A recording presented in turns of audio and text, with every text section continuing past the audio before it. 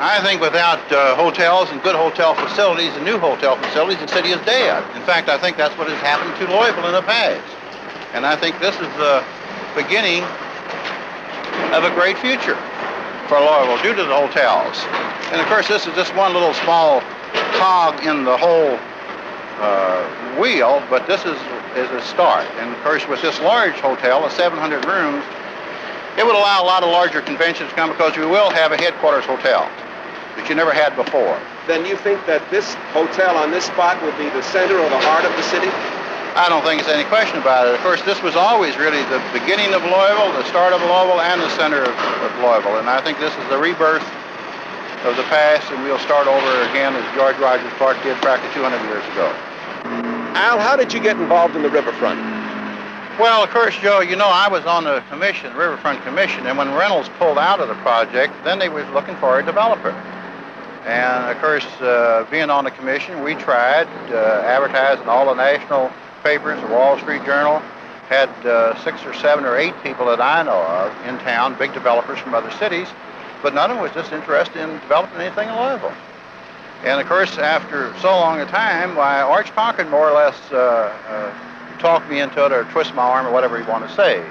And I have the highest respect in the world for Arch. But that's how I really got into the project. Do great cities really get built by outside firms or outside people? I don't think they do. I think that the great things in great cities is done by the people in the city. And if you don't have the faith in the city yourself or the patrons of the city or the citizens of the city, how can you expect anybody else to come in and build it up for you? Well, this is the largest, as far as monetary value is concerned, the largest project that has ever been built in Louisville. With the garage and the Louisville Trust Building here, it would be in excess of $23 million. This area that we are now standing on consists of 13 acres. That's from Main to the river, and from 4th to 6th Street is actually 13 acres. The area below this is parking. Each floor is 6 acres. So you actually have, there's 3 floors, so you actually end up here with 18 acres of parking and 13 acres of open space.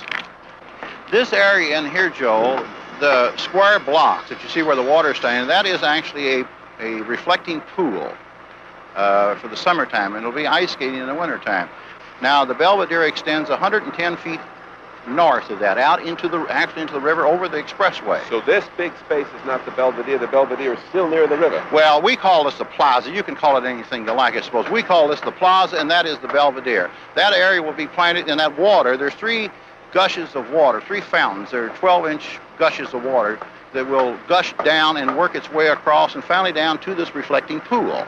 And then in the wintertime, of course, that can be cut off, and this would be frozen in for ice skating. And I've been fighting on this project for about 6 or 8 years now, and I'm starting to be an old man. I just can't fight no more like I used to.